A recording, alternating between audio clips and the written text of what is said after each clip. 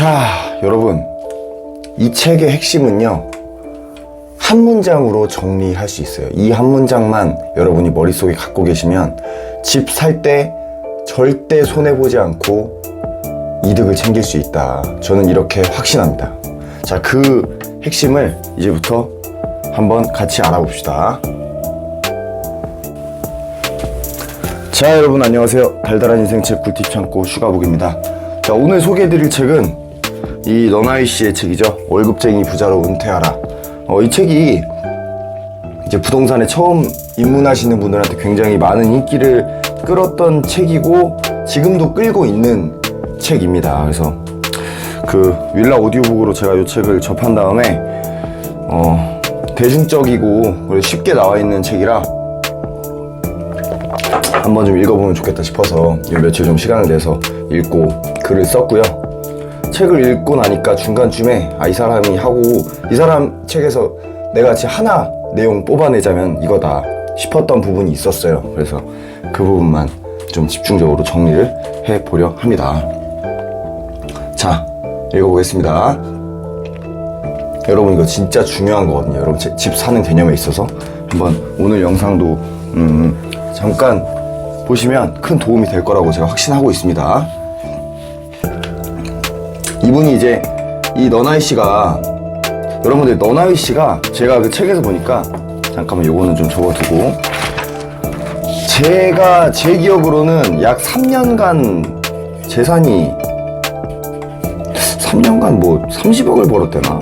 어쨌든 정말 말도 안 되게 벌었더라고요, 이분이. 이거 뭔가 이유가 있을 거잖아요, 이유가. 이렇게 많이 번 이유가. 그 책의 이유가 본인이 생각할 때는 좀 이렇게 직접적으로 이렇게 뭐랄까 딱 이거야 이렇게 말을 했겠지만 제가 봤을 땐 책에 은은하게 묻어있어요, 이 이유가. 이거를 눈치채는 게 내가 볼 땐 이 책을 보는 데 있어서 굉장히 중요한 포인트였던 것 같아. 그래가지고 이 부분을 제가 지금 말하려고 하는 거예요. 이유가 뭘까 도대체? 왜 이 사람은 비교적 단기간에 이렇게 많은 돈을 벌게 된 걸까? 부동산으로. 이분이 원래 이거 여기 보면은 월급쟁이 부자로 은퇴하라고 적혀있잖아요, 책에. 이분 이 책을 지금은 잘 모르겠는데 이 책을 썼을 때만 해도 이분이 직장인이에요, 직장인. 말 그대로 월급쟁이. 근데 이 사람도 평범한 월급쟁이였는데 자산을 이렇게 많이 늘린 거야. 30억이 맞나? 30배였나? 갑자기 기억이 좀 가물가물하네. 그래서 도대체 무슨 수를 썼길래 뭐 전업 투자자도 아니야. 직장인 월급쟁이가 그렇게 많은 돈을 벌게 됐나. 지금은요, 여러분, 자산이 100억이 됐대, 100억이. 그때 또 책을 써서 재산이 불어난 시점에서 또 더 늘어난 거야, 재산이. 100억. 야, 대박입니다. 이분이 이제 처음에 투자를 시작하게 된 이유가 그 책 프롤로그에 이런 말이 적혀 있어요. 열심히 일했는데 어느덧 회사만 믿고 있기엔 미래가 불안한 시기가 돼버렸다. 제가 기억하기로는 이분 이제 회사 과장님인가? 누가 그 퇴직 압박을 받았대. 퇴직 압박을. 열심히 회사를 위해서 일해온 선배였는데 이 퇴직 압박을 직접적으로 받는 걸 보고 내 위치도 불과 몇 년 있으면은 저렇게 될 수 있겠구나, 내 상황도. 그런 생각이 들면서 이 사람이 불안해지기 시작했다는 거예요. 그래서 이제 이때가 그 일화를 뭐 제가 좀 말이 길어지게 되는데 결혼을 하고 이제 아내분이랑 잠깐 이제 외식을 둘이서 하려고 밖에서 밥을 먹으려고 기다리는데 이 사람이 좀 약속 장소에 빨리 온 거야, 혼자서. 덩그러니인데 심심하잖아. 그래가지고 갔던 데가 어디냐면요, 서점이에요, 서점. 서점인데 그 책이 뭔지는 안 나와 있는데 어떤 뭐 빨간색 표지에 부동산 책이 있었대.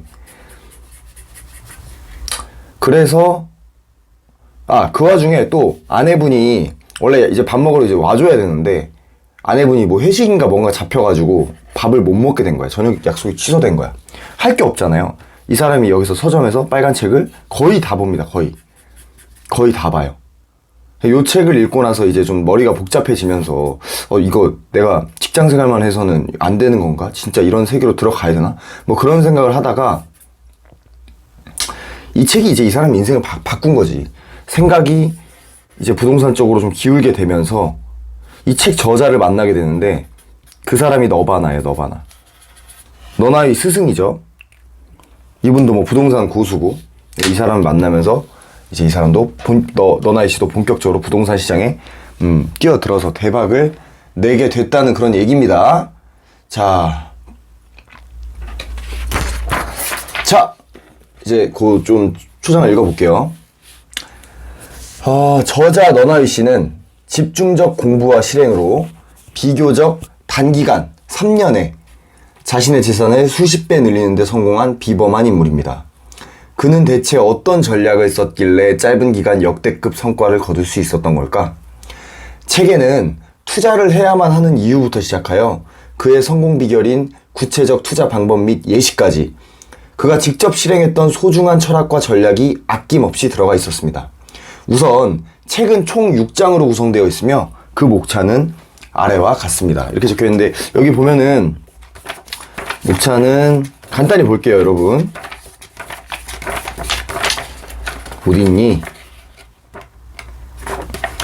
이렇게 총 6장으로 이렇게 1, 2, 3, 4, 6장 돼 있고 1장은 투자를 해야 하는 이유, 2장은 당신과 돈이 가야 할 방향, 그러니까 내 돈을 어디에 어떻게 투자해야 하는가, 3장은 평범한 직장인도 얻을 수 있는 성과인데 이건 뭐냐면 이 사람이 평범한 직장인이었잖아요. 근데 본인이 직장생활 하면서 투자해서 성과가 구체적으로 어떻게 났는지를 보여주는데 이게 대박입니다. 자, 4장이 성공 투자를 위한 필수 지식. 여기서 제가 꽂혔어요. 이 4장에서. 성공 투자를 위한 필수 지식 중에 하나를 반드시 몸으로 체득을 시켜놔야겠다. 그런 생각이 들 만한 정도의 그 지혜가 하나가 있었습니다. 자, 5장은 투자 매뉴얼. 이제 여기서부터는 이 4장의 진리를 가지고 세세하게 어떻게 적용할 것인가. 그러니까 예를 들면 뭐 임장은 어떻게 다니고 입지는 어떻게 보고 이런 것들을 구체적으로 이제 설명해 놓은 부분이고요. 그러니까 여기 핵심은 4, 5장이지. 여기 4장에서 이 성공 투자를 위한 필수 지식을 머릿속에 확실히 개념화 시킨 다음에 5장을 통해서 실전으로 나아가라. 이런 느낌이고 6장은 또 이제 태도나 뭐 철학의 변화, 인식의 변화 이런 것들을 얘기하고 있습니다. 그래서 제가 봤을 때는 핵심은 이제 4장과 5장에 좀 엮여 있는데 제가 그 중에서도 흥미롭게 읽었던 것이 이 4장에서도 이제 그 챕터가 6개로 나뉘어져 있는데 이 중에서 챕터 3번이에요. 절대로 돈을 잃지 않는 투자법이라고 적혀 있습니다. 카메라에 잘 보이죠? 절대로 돈 잃지 않는 투자법. 여기서 제가 이번 글에서는 요것만 하나 좀 보겠다 이겁니다. 자, 갈게요, 여러분. 자, 투자와 투기. 제가 쓴 그 첫 번째 문단의 제목이 이거예요. 투자와 투기. 책 205페이지에 이런 말이 나와요. 투자와 투기를 구분하는 나만의 기준이 생겼는데 그 기준이란 매우 간단하다. 그가 생각하는 투자와 투기의 차이는 아래와 같습니다. 책 205페이지에 실린 문구입니다. 여기서부터 중요합니다, 여러분. 사는 순간 돈을 버는 건 투자, 막연하게 앞으로 오를 것이라 생각하는 건 투기다. 자, 한 번 더 읽어볼게요. 사는 순간 돈을 버는 게 투자, 막연하게 앞으로 오를 것이라 생각하는 건 투기다. 자, 이게 투자와 투기의 차이라고 합니다. 앞으로 막연하게 오를 것이라 생각하는 것. 이 문구 앞에는 사실 중요한 수식어가 생략되어 있는 듯 합니다. 자, 잠깐만 여기다 적어야겠다. 이걸 안 적었네.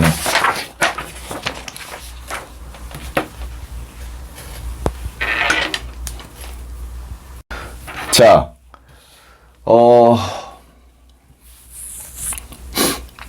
너나이 씨가 투기라고 생각하는 거는 앞으로 막연하게 오를 것이라 생각하는 거를 사는 게 투기라고 했는데 이 말 앞에는 사실 이 수식어가 생략되어 있어요. 수식어구가 뭐냐면 지금 가격이 얼마든 간에 막연하게 오를 것이라 생각하는 것.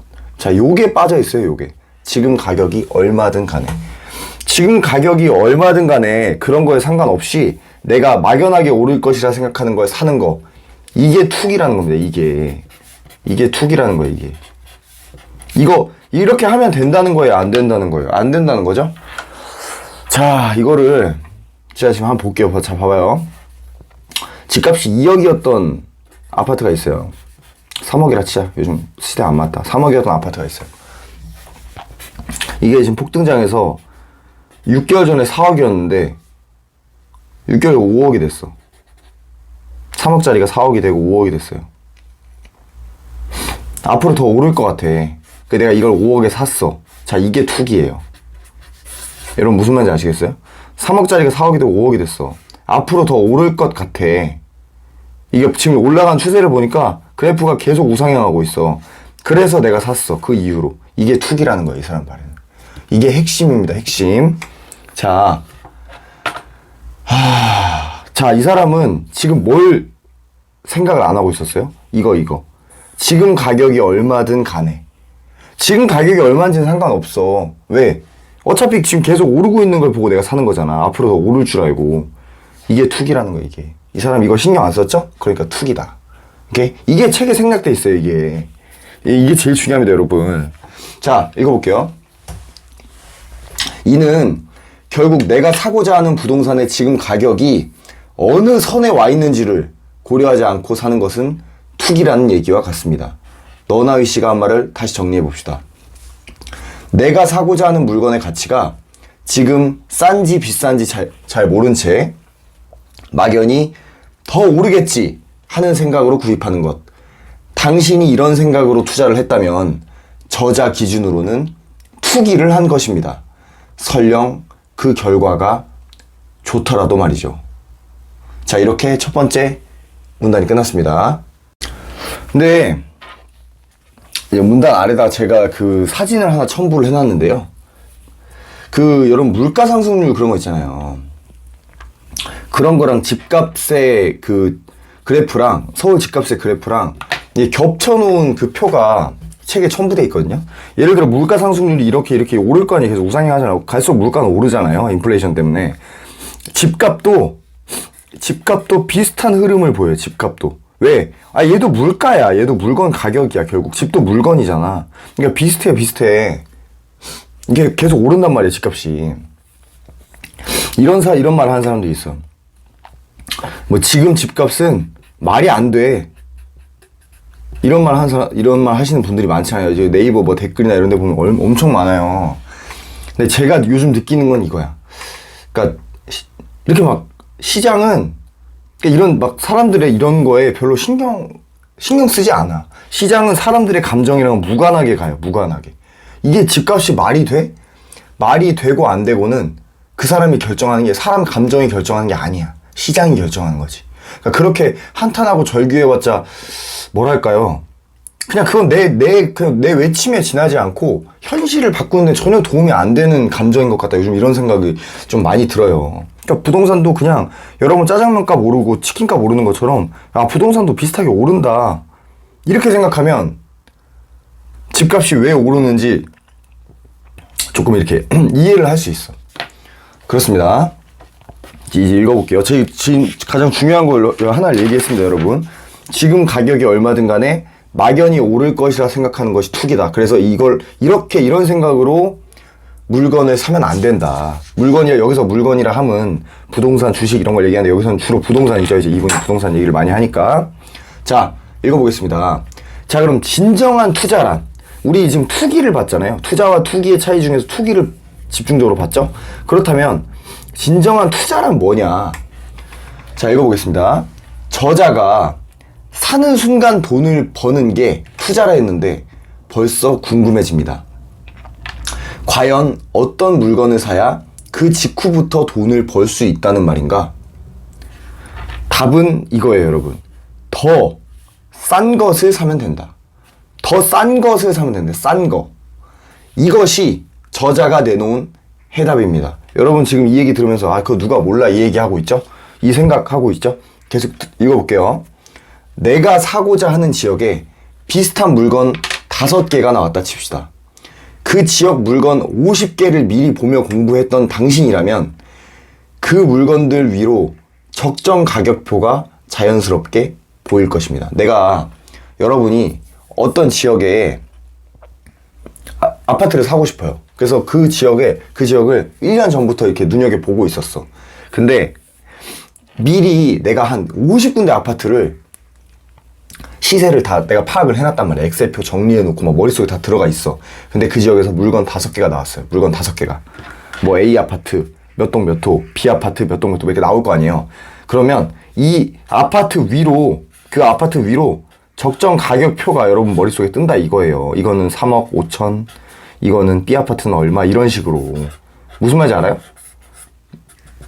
자, 그런데 얘가 원래 내가 알기로는 얘 적정가가 3억 5천인데 얘가 4억에 나왔네? 그러면 여러분들 그렇게 이제 이렇게 생각하는 거죠. 아, 이거는 아니야. 말을 잘못했구나. 얘가 3억 5천에 나왔는데 원래 적정가가, 내가 아는 적정가는 A 아파트 이 정도 평수면은 4억이야. 근데 3억 5천에 나왔네? 그럼 뭐라고 생각해야 돼? 아, 싸구나. 내 시세보다, 내가 생각한 적정가보다 5천만 원이 싸구나. 이런 판단이 생긴다는 거예요, 판단이. 예를 들면 얘를 볼게요. 얘가 5억에 나왔어. B 아파트가 5억에. 5억에 나왔는데 원래 내가 생각한 적정가는 4억 5천이야. 이 정도, 여기 입지에 이 정도 평수면은 4억 5천짜리인데 다른 아파트 보니까, 비교해보니까 원래 내가 내 지식으로는, 근데 이게 5억에 나왔네? 비싸네. 싸, 비싸, 이런 게 판단이 된다는 거예요. 5개 중에서, 그러면 그나마 이 5개 중에서 내가 산다고 하면 그 중에 뭘 사면 돼? 이렇게 머릿속에 적정 가격표가 떠 있는 사람 뭘 사면 돼요? 그 중에 가장 더 싼 거, 그 중에 가장 싼 거를 사면 그냥 5개 중에 아무거나 고르는 사람에 비해서는 이득을 볼 확률이 훨씬 높아지는 거지. 무슨 말인지 아시겠죠? 이제 얘기가 계속 될 거예요. 자, 읽어볼게요. 이거 뭐가 돼 있어야 돼요, 여러분? 이거 공부가 돼 있어야 돼요, 공부. 더 싼지 비싼지를 알려면요. 이게 없으면 안 된다고. 자, 읽어볼게요. 예시가 있어요, 예시가. 자, 아내 심부름으로 소고기를 사러 여러분이 A마트에 갔다고 칩시다. 점원이 한근에 3만원짜리 소고기를 내보이면서 이제 여러분한테 이렇게 말을 하는 거예요. 이 정도면 엄청 싼 겁니다. 근데 평소 소고기를 먹을 줄만 알았지 여러분이 사본 적이 없었던 거야. 그래서 이렇게 얘기를 합니다, 점원한테. 아, 다른 데도 둘러보고 올게요. 속으로 이제 나서면서 그런 생각을 하는 거지. 저 정도 마블링이 한 근에 3만 원이면 이게 싼 건가 비싼 건가? 지금은 판단이 안 돼요. 왜? 다른 거랑 비교를 안 해봤잖아. 내가 뭐가 안 돼 있는 거야? 공부가 안 돼 있잖아, 공부가. 그래서 여기서 이 소고기를 내가 대충 덥석 샀어요. 그럼 뭐예요? 저자의 관점에서는. 이런 게 투기야, 저자의 관점에서는. 무슨 말인지 알죠? 왜예요, 왜? 왜냐면, 이유가 가장 큰 게 뭐냐면, 공부가 안 돼 있어, 공부가. 자, 읽어볼게요. 호기심이 생긴 당신이, 자, 이제 그 마트를 나와서, 주변에 10군데의 마트 정육점 다 돌아다니면서, 하루 종일 돌아다니면서, 비슷한 질의 고기들을 살펴본 결과, 평균적으로 한 근에 37,000원, 비싼 곳은 45,000원인 곳도 있었다는 것을 여러분들이 확인하게 됐다고 칩시다. 그러니까 처음 마트에서 한 근 3만원짜리 소고기 내보면서 점원이 자신있게 이 정도면 엄청 싼 거예요, 이렇게 말을 했어요. 다른 마트를 다 돌아다니면서 공부해보니까 평균가가 이 정도, 그 한 근에 이 정도 품질의 고기가 한 37,000원 정도 해. 비싼 곳은 45,000원까지 해. 그러면 아까 내가 봤던 그 A마트에 3만원짜리 소고기, 싼 거예요, 비싼 거예요? 더 싸죠, 이게. 이 중에서 내가 비교한 것 중에서는 가장 싸죠. 그러면 어떻게 결론을 내릴 수 있어요? 그 A마트의 고기를. A마트의 고기가 더 싸구나, 이런 결론을 내릴 수 있다는 얘기예요. 자, 이런 결론 끝에 내가 이 고기를 샀어. 아까 전에 A마트에서 그냥 고기를 산 예시도 있었죠. 근데 이번에 산 건 뭐가 달라요? 다 모든 충분히 많은 수의 표본들을 내가 쭉 비교해가지고 가격 비교 끝에 결정을 한 거잖아, 더 싼 걸. 그 중에 가장 싼 걸 결정한 거죠. 이건 뭐예요? 저자의 관점에서 봤을 땐 이건 투자야. 무슨 말인지 알겠죠? 그러니까 제가 하고 싶은 얘기는, 똑같이 이 소고기 A마트에서 내가 이 소고기 한 근을 똑같은 돈 주고 샀는데, 첫 번째 방법으로 산 건 투기고 두 번째 방법으로 사야 투자가 된다는 얘기예요. 자, 이게 소고기 예식. 자, 여기에 이런 얘기도 나와, 책에. 소고기도 그렇게 가격 비교를 통해서 사는 경우가 많은데, 사람들이 아파트를 살 때는 그런 과정 없이 성급히 사는 경우가 굉장히 많다는 거예요. 그게 가격이 수천 배, 수만 배인 아파트를 살 때는. 근데 저자가 생각할 때는 이 소고기 사는 루틴이나 이 방식이나 아파트 사는 방식이나 똑같다는 얘기야. 결국은 더 싸게 사는 방법이, 경제적으로 사는 방법이. 근데 대부분의 사람들이 그런 거를 되게 어렵게 생각하고 귀찮게 생각해서 이게 인생을 가르는 결정임에도 불구하고 굉장히 가벼운 판단을 내리는 경우가 많다. 그래서 대부분의 불인이들이 실패를 겪고 마음고생을 하는 거다. 뭐 이런 내용이 책에 적혀 있습니다. 자, 읽어볼게요. 여기, 글에 있네. 저자는 부동산을 사는 과정도 이 소고기 구매와 크게 다르지 않다고 말합니다. 내가 사고자 하는 지역의 부동산 시세를 내가 철저히 파악하고 있다면 시장에 나온 물건 하나하나가 비싼지 적절한지 싼지를 내 스스로 판단할 수 있습니다. 그리고 비슷한 조건, 여기서 말하는 건 보통 입지예요. 그리고 비슷한 입지에 있는 물건들 가운데 유난히 시세보다 싼 물건을 살 수만 있다면 사는 순간 돈을 벌 수 있습니다. 아까 뭐라고 했죠, 여러분? 사는 순간 돈을 버는 게 투자라고 했죠. 내가 충분한 공부를 해놓고 비슷한 입지에 있는 물건 가운데 유난히 시세보다 싼 물건을 고를 수 있는 그 정도의 실력을 갖출 수만 있다면 사는 순간 돈을 벌 수 있다, 이 얘기예요. 예를 들어서 적정 시세가, 자, 이게 예를 들어볼게요. 이제 이게 어떤 느낌인지. 적정 시세가 2억 5천짜리가 있어.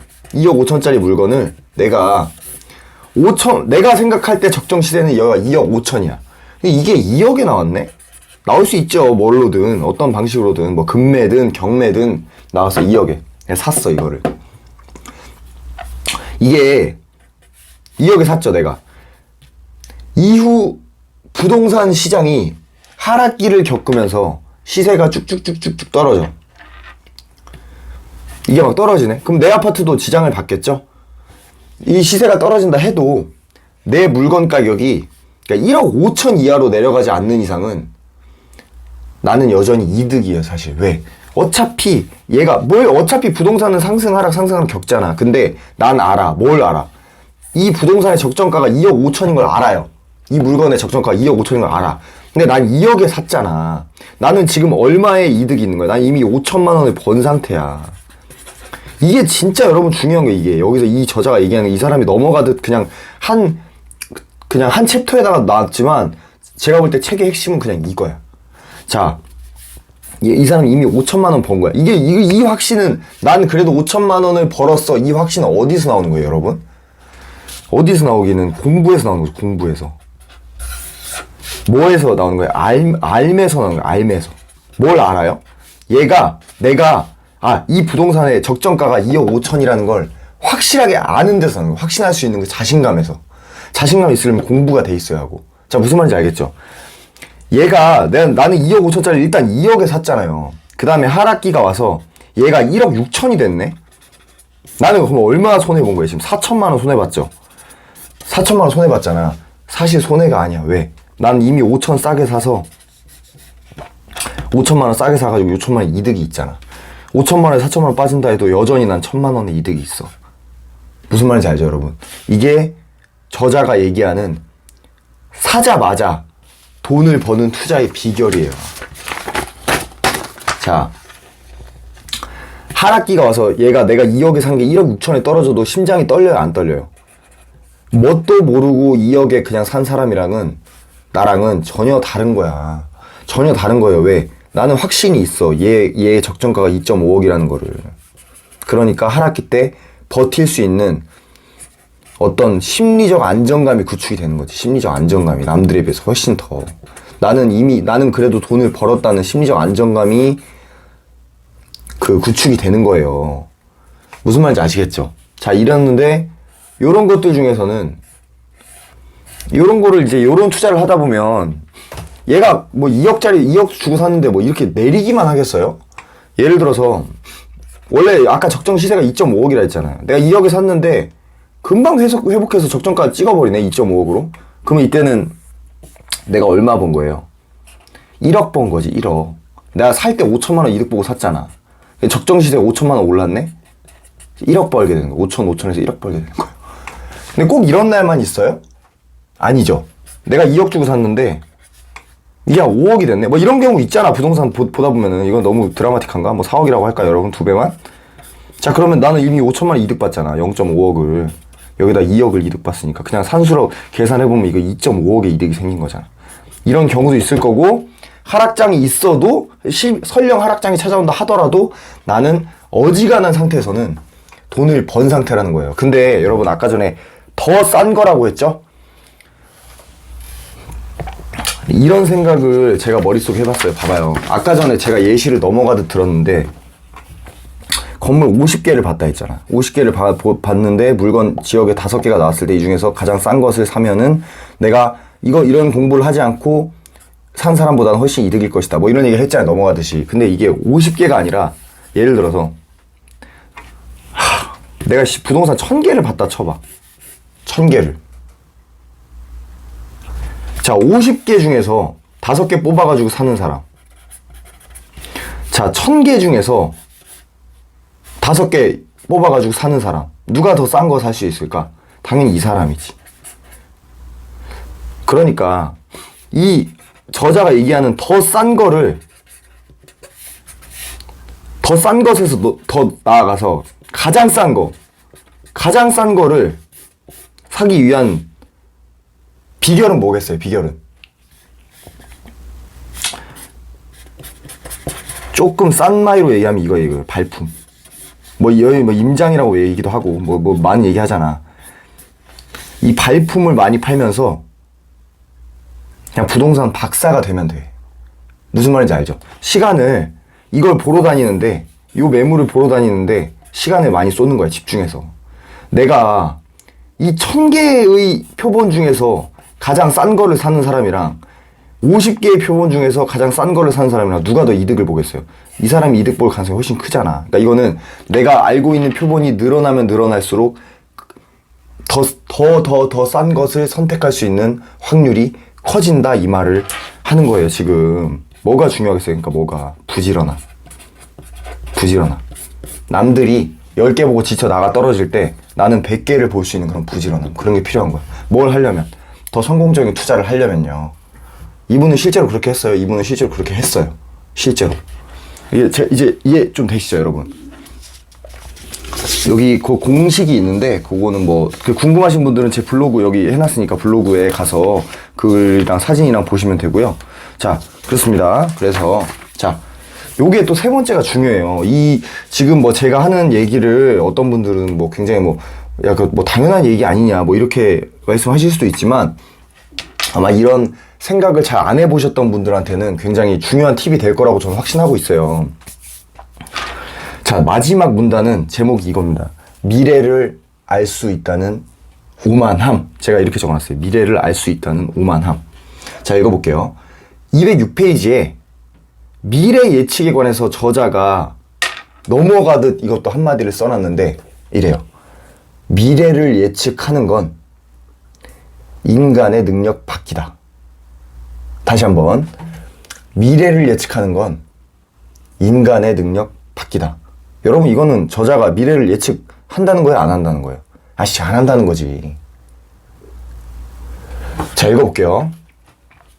대중들은 성공한 투자자를 보면서 미래를 보는 해안을 생각하는 경향이 있습니다. 맞죠, 여러분? 자, 무슨 말이냐면 어떤 사람 부동산으로 대박난 사람 보면서 와, 저 사람은 저게 오를 거라고 어떻게 예상한 거야? 저 미래를 보는 눈이 진짜 뛰어난 사람이네. 이런 생각을 하는 경우가 많다는 거예요. 그런 사람들이. 제가 봤을 때는, 제 생각에는 워렌 버핏을 보면서 와, 저거를 어떻게 저게 오를 거라고 생각했을까? 저 미래를 본 눈이 대단한 사람이네. 애플이 오를 걸 어떻게 알았지? 이런 생각을 하는 사람, 여러분, 근데 사실 아니다. 자, 그렇게 생각을 한다는 거예요. 그러나 책을 읽어보니 정작 너나위 씨의 철학엔 미래에 대한 예측이 놀라울 정도로 배제되어 있었습니다. 미래 예측의 비중이 없었어요. 너나위 씨한테. 없었다니까요. 미래 예측. 미래가 뭐 어떻게 될지 그런 걸 예측하는 게 없었다고요. 그걸로 돈 번 게 아니야. 자, 읽어볼게요. 이 철학엔 내가 미래를 맞출 수 있다, 이런 생각은 오만함에 지나지 않는다 라는 그의 겸손이 담겨 있습니다. 또 다른 이 너나이 씨가 이런 얘기를 해요. 설령 예측한다고 해도 그것이 내가 투자를 실행할 때마다 맞아 떨어질 거라고 누가 장담할 수 있는가. 이건 진짜 이 사람 하는 말이 이거야. 설령 예측한다고 해도 그것이 내가 투자를 실행할 때마다 맞아 떨어질 거라고 누가 장담할 수 있냐. 한 번 예측해서 운 좋게 성공할 수 있어요. 그러나 그것을 2번, 3번, 4번 연달아 미래를 예측할 수 있는 사람은 세상에 없어요. 알겠죠? 세상에 없어, 이런 사람은. 초능력자야, 무슨? 이 문장으로 그의 성공에도 훌륭한 투자자들이 공통적으로 가지고 있는 확률론적 사고가 큰 영향을 끼쳤다는 걸 알 수 있습니다. 확률론적 사고는 제가 사실은 다른 영상에서도 여러 번 언급한 내용인데요. 그 슈퍼노멀에서도 언급했었고, 또 그 돈의 심리학이라는 책 리뷰할 때도 제가 유튜브에서 언급했었던 기억이 나는데, 이 확률론적 사고는 성공한 사람들이 놀라울 정도로 공통적으로 가지고 있는 특징이에요. 제가 성공한 사람들의 책을 읽으면서 놀라울 정도로 공통적으로 가지고 있다. 이들의 대표적인 특징은 미래 예측을 잘 하려고 하지 않는다는 점에 있어요. 근데 대부분의 사람들은 미래를 때려 맞추려고 하지. 물론 그렇게 미래를 때려 맞추려고 시도해서 대박이 난 사람들이 있습니다. 근데 그거 다 운이에요. 운이라고밖에 설명할 수 없어. 자, 물론 미래를 얼추 맞추려고 노력은 해야겠지. 그러나 내가 이 도박을 뭔가 투자를 할 때마다 운에 딸린 그 어떤 확률에 배팅을 계속해서 건다? 그거는 높은 확률, 거의 100%에 가까운 확률로 파산하게 돼 있습니다, 여러분. 파산하게. 확률적으로 그래요, 확률적으로. 알겠죠? 자, 그래서 많은 사람들의 예상과는 달리 그는 미래를 예측할 시간에 물건을 하나라도 더 보려고 애쓰고 있었습니다. 하나라도 더 보려고 애쓰고 있는 이유는 제가 아까 전에 설명했죠?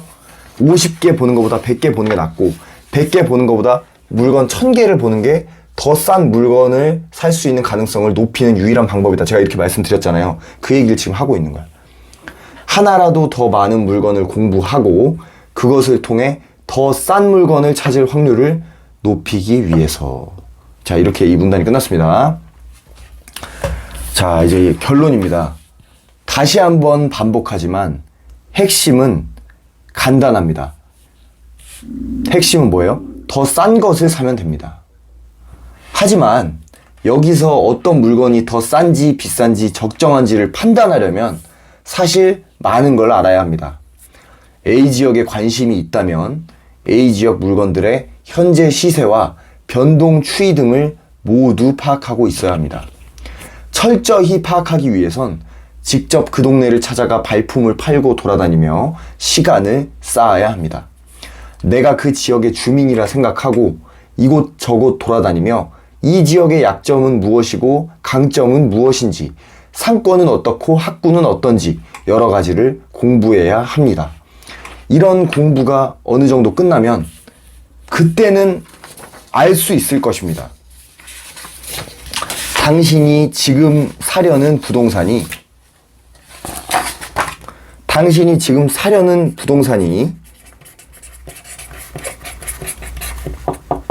싼 물건인지.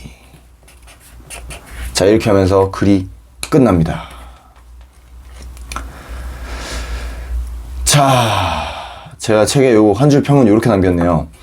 운이 좋아서 성공한 사람은 아니라는 사실 하나는 명확하게 알 수 있었다. 불인이들이 쉽게 읽을 수 있도록 꼼꼼하게 풀어 쓴 저자의 배려가 느껴지는 책이다. 자, 이렇게 글을 마치고 있습니다. 자, 그런데 아까 얘기했던 것처럼 나머지는 다 부수적인 얘기예요, 이 책에서. 결국 뭐 더 싼 것을 사는 방법 이런 거는 부수적인 얘기고, 투자 철학의 핵심 하나를 여러분들이 반드시 알고 가야 돼요. 뭐예요? 투기를 하면 안 된다. 투자를 해야 된다. 그리고 투자는 뭐예요? 지금! 자, 더 싼 것을 찾는 것이다. 나머지는 뭐예요? 더 싼 것을 찾기 위한 방법들에 지나지 않아. 방법들에. 이게 중요해. 더 싼 것을 찾는 것이다. 더 싼 것. 싸다 비싸다를 판단하기 위해선, 이 물건이 싸다 비싸다를 판단하기 위해선 뭐가 돼 있어야 된다? 자, 이 공부가 돼 있어야 된다. 수많은 표본들에 대한 공부가 돼 있어야 된다. 그래야 이 수많은 물건들의 평균이 나오고 적정가가 나오면서 이 중에서 더 싼 것을 골라낼 해안이 생긴다, 이 얘기죠. 자, 여러분, 오늘 이렇게 글을 마쳤고요. 저는 이 부분을 보면서 굉장히 좀 눈에 확 들어왔거든요, 이 챕터가. 그래서 여러분들도